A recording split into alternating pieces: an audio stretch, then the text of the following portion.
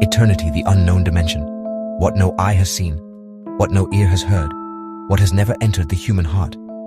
God has prepared it for those who love him. 1 Corinthians chapter 2, verse 9.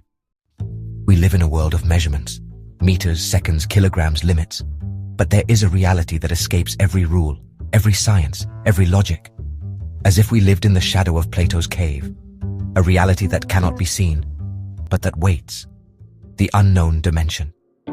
St. Paul sensed it when he said, "Now we see as in a mirror dimly, height, width, depth. But then will come fullness, like in Norwood's poetry. Then there will be no more clouded mirrors or uncertain shadows. Then we shall know just as we are known. Then we will enter this fourth dimension where God dwells. Now we see as in a mirror, dimly. I know imperfectly, but then I shall know just as I am known." Eternal life is not an endless repetition of time, nor a lengthening of days, as if God were a factory of heavenly hours, just like in Wyspiański's The Wedding, where Czepich asked for golden horns. No, eternal life is something different. It is not a continuation. It is a radical break with everything that is known, like crossing a symbolic door. It is a step, or rather a leap, into a reality that does not fit into our senses or our categories, just like a leap into the abyss of faith, a bit like the act of faith Kierkegaard talked about. Therefore, St. Paul tells us, what no eye has seen, nor ear heard, because the language of earth is not able to name heaven. Just as Leopardi wrote about things incomprehensible to the common man, eternity is not an improvement of the earthly, it is another dimension.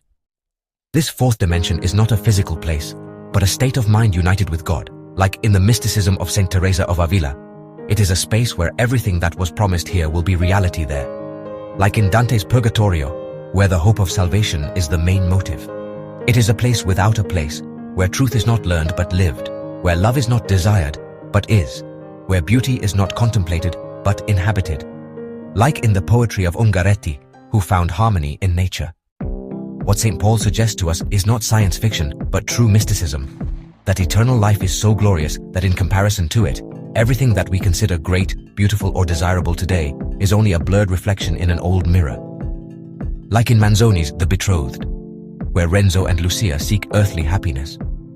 Eternity is not another gift from God. It is God himself who gives himself completely to the creature who loves him. There, everything we considered impossible will be normal.